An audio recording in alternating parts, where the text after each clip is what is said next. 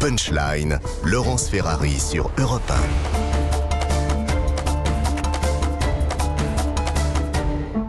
Bonsoir à tous et bonsoir à toutes. Bienvenue dans Punchline ce soir sur CNews et sur Europe 1. Le débat sur la régularisation des travailleurs sans papier bat son plein après les annonces du gouvernement. Êtes-vous pour ou contre cette mesure qui est censée permettre d'aider les métiers en tension qui n'arrivent pas à recruter, notamment dans l'hôtellerie-restauration ou encore dans les aides à domicile? On verra votre réponse. On reviendra sur cet incident qui a opposé cet après-midi à l'Assemblée le Rassemblement national à la France insoumise. Et puis, dans un tout autre registre, on reviendra sur ce phénomène inquiétant, celui de l'augmentation des dérives sectaires en France.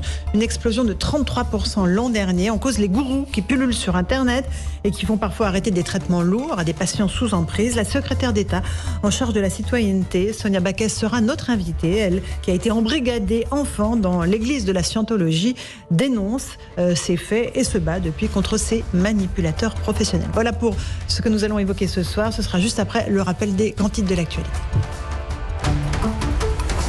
Europe 1, Punchline, Laurence Ferrari.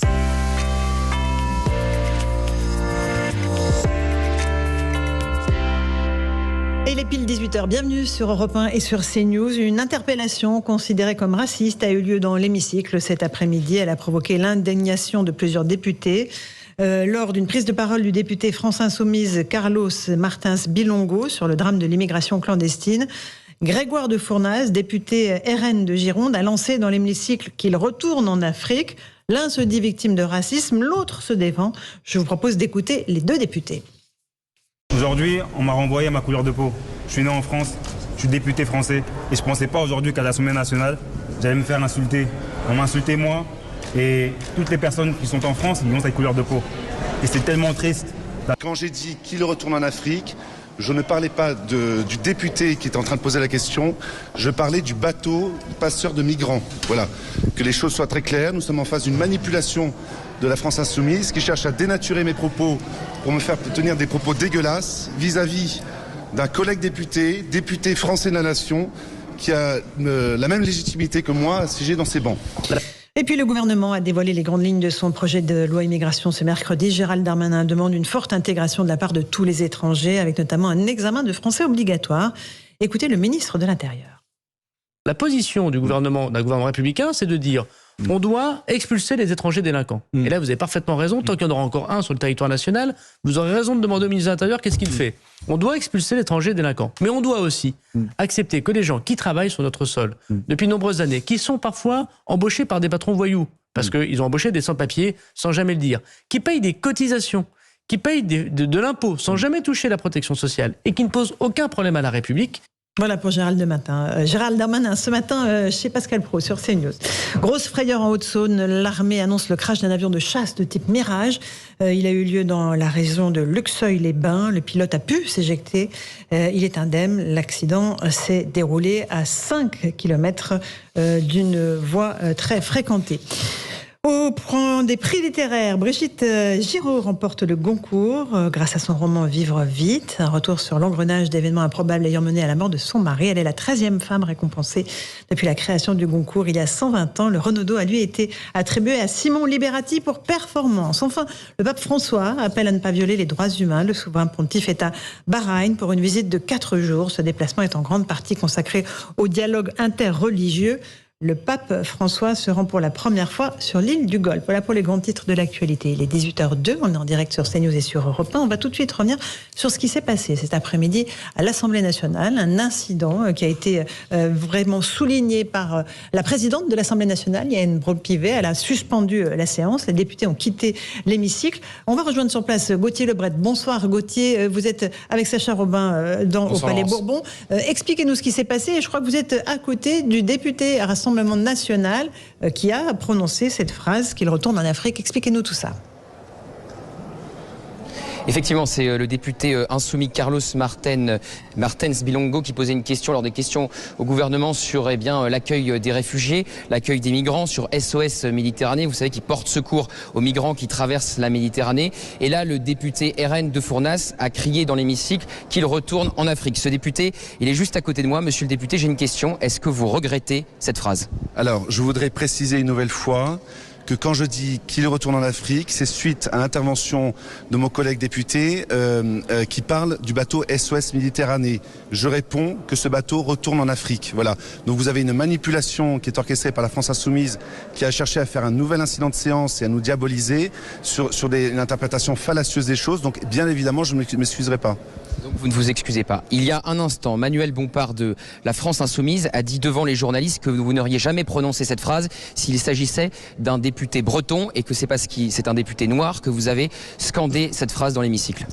Quand je vois mon collègue qui prend la parole, pour moi c'est un député français de la nation, d'accord, qui pose une question sur la politique migratoire sur laquelle je suis en désaccord. Voilà, donc j'exprime mon désaccord sur la question de la SOS Méditerranée. Je ne vois pas dans le député qui est en face de moi ses origines, son appartenance religieuse ou je ne sais quoi. Je vois un député de la France Insoumise qui pose une question sur la politique migratoire, tout simplement.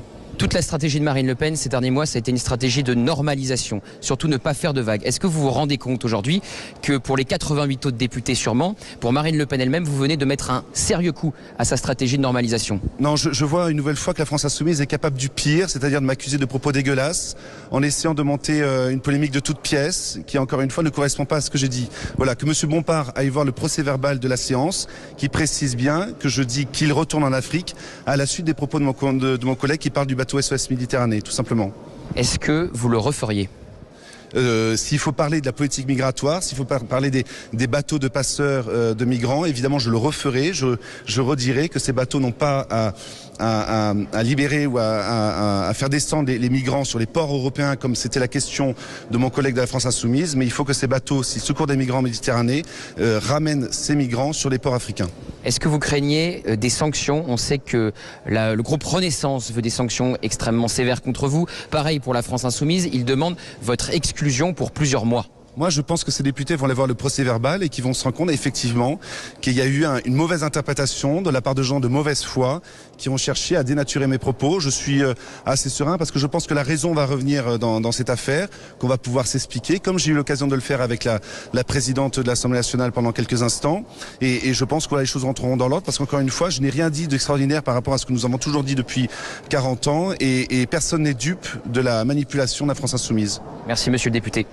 Et merci à vous, Gauthier Lebret, Sacha Robin, qui est sur place à l'Assemblée nationale. Une réaction, peut-être, on est assez nombreux sur ce plateau. Éric Nolot, est-ce que vous comprenez ces justifications? J'aurais bien aimé qu'il prononce le nom du député, toujours mon collègue et tout. Je pense que voilà, quand on veut apaiser les choses, ce serait pas mal. Qu'il lui présente des excuses, parce que même si ça a été mal compris, cet homme a été blessé. Donc, même si on le fait involontairement, on dit je présente mes regrets, mes excuses. On trouve une formule. Je trouve que c'est un peu froid. Je trouve qu'il se rend pas bien compte de ce qu'il a fait. Et puis que même dans l'hypothèse où on lui accorde la bonne foi, cette phrase était déplacée. S'il s'adressait à son collègue, elle est raciste et les sanctions doivent être exemplaires. Si elle s'adressait au bateau de migrants, c'est pas le genre de propos qu'on a envie d'entendre à l'Assemblée nationale. Madame la députée Renaissance qui est avec nous, Sabrina Agresti-Roubache. Et surtout, il manque cruellement de culture générale parce que SOS Méditerranée ne va pas chercher les migrants sur les côtes d'Afrique pour les ramener. Ils sauvent, ils font juste du sauvetage en mer. Enfin, juste lui rappeler que SOS Méditerranée fait, et je suis à Marseille, donc fait du sauvetage en mer, donc est complètement en raccord avec Éric Nolot. Dans un cas ou dans l'autre, déjà on nomme son collègue. Moi, appeler les gens, mon très cher collègue, non, on le nomme, il a un nom, il s'appelle Carlos Martens Bilongo. Et à un moment donné, c'est même pas froid. Je pense qu'il n'a pas... je pense que ce soir, il va avoir une redescente. C'est-à-dire, il va peut-être réaliser à un moment donné ce qu'il a fait. Et j'ai plutôt l'impression qu'il n'a pas du tout pris la mesure de ce qui s'est passé et surtout de là où il était. Et ça veut dire que vous, les députés Renaissance, vous n'allez plus siéger tant que lui ne sera pas sanctionné, ce député Rassemblement National. Ouais. Pourtant, je suis pas de celle qui va dans ce sens-là en disant moi je fais plus si jamais. Mais là, je pense qu'on a besoin de. Ouais, là, il faut montrer l'exemple. Et on ne peut plus continuer à admettre l'Assemblée nationale, c'est pas le cirque, quoi. Là, on est Nathan Devers, une petite réaction. Vous êtes philosophe et ensuite ce sera Yohann Usaï.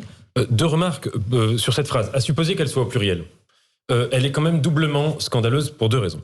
Premièrement, on voit bien qu'on peut avoir un débat sur tous les sujets en politique, dans le débat public, et l'immigration, on peut en débattre comme de tout et n'importe quoi. Mais ça suppose de la décence pour les personnes. C'est-à-dire que quelqu'un dise qu'il est pour limiter l'immigration, c'est une chose.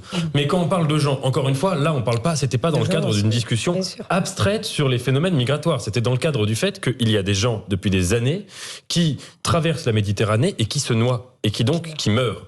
et qu'il y a des associations qui les sauvent. Alors on peut dire tout ce qu'on veut, etc. sur ces associations, mais avoir cette phrase-là dans ce contexte pour désigner ce phénomène, on voit bien à quel titre c'est déplacé et plus que déplacé. Et deuxièmement, il y a une chose qui est frappante dans cette phrase.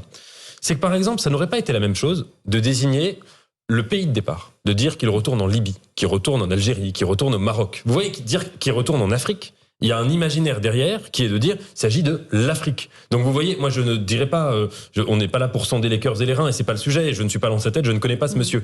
Mais évidemment que cette phrase, elle méritait des excuses et elle méritait d'être retirée. Et estimer que cette phrase a sa place dans le débat public, c'est une double erreur pour les raisons que j'ai dites. Yohann Usaï du service politique de CNews, est-ce que cet incident va laisser des traces dans la stratégie de Marine Le Pen ? À l'évidence, ça porte un coup à la stratégie de Marine Le Pen qui demandait aux députés, vous savez, de venir bien habillés avec une cravate, de ne pas faire de bruit, pas un mot plus haut que l'autre, etc. Donc oui, naturellement, ça porte un coup à sa stratégie, d'autant plus qu'on est à 2 jours d'un rendez-vous extrêmement important pour elle et pour son parti, le congrès du Rassemblement national, où elle va laisser les clés du parti, a priori, à Jordan Bardella. Donc ce sera un moment important qui sera évidemment terni par ce qui vient de se passer au sein de l'hémicycle. Néanmoins, plusieurs précisions. Une sanction sera prise très rapidement. Demain à 14h30, il y aura une sanction puisque Yaël Braun-Pivet réunit le bureau de l'Assemblée demain à 14h30. Donc cette sanction sera prononcée extrêmement rapidement. C'est-à-dire une exclusion temporaire ou... Ça, c'est le bureau qui va en décider. Voilà. Mais visiblement, au vu de ce qu'on a pu entendre, effectivement, ce sera une décision certainement très dure. Oui, enfin dure. Compte tenu de ce qui s'est passé, c'est légitime. Mais effectivement, on peut penser qu'il y aura une exclusion temporaire de ce député. C'est quasiment certain, compte tenu de ce qu'a dit la présidente de l'Assemblée. On peut aussi dire que, compte tenu de ce qui est inscrit sur le procès verbal de l'Assemblée nationale considère officiellement que le député mis en cause, quand il dit qu'il retourne, il le dit au pluriel. Donc il s'adresse aux migrants, c'est ce qu'ont retenu les huissiers de l'Assemblée nationale, c'est ce qui est inscrit sur le procès verbal du compte-rendu de séance de l'Assemblée. D'accord, très bien. On va écouter Madame Braun-Pivet, présidente de l'Assemblée nationale, justement à propos des sanctions qui pourraient s'imposer à Monsieur Grégoire de Fournas. Écoutez. Nous avons du personnel qui est en charge du compte-rendu, nous avons des enregistrements, donc nous allons pouvoir établir la matérialité des faits en vue de cette convocation au bureau qui pourra se tenir dans des temps. Il y a des rappels à l'ordre avec inscription de procès verbal qui valent les sanctions financières, et puis il y a après des exclusions, ou de la censure ou d'exclusion. Donc ce sont des sanctions qui peuvent être prononcées par le bureau, donc je ne vais pas juger d'ores et déjà de la décision du bureau, mais la situation est suffisamment grave pour que nous puissions nous réunir rapidement pour évoquer de façon collégiale cette situation et la sanction la plus appropriée. Voilà pour Yaël Braun-Pivet, la patronne de l'Assemblée nationale. Gérald Darmanin, dans un tweet, dit « Racisme d'un député à l'Assemblée nationale, du FN au RN, le nom change, mais les références hideuses et les attitudes ignobles restent. Quelle honte !» Voilà pour cette réaction du ministre de l'Intérieur. On va faire une petite pause, on se retrouve dans un instant dans Punchline sur CNews et sur Europe 1. On reviendra notamment sur les annonces de M. Darmanin, mais concernant l'immigration choisie qu'il souhaite installer dans notre pays. À tout de suite. Europe 1, Punchline, Laurence Ferrari.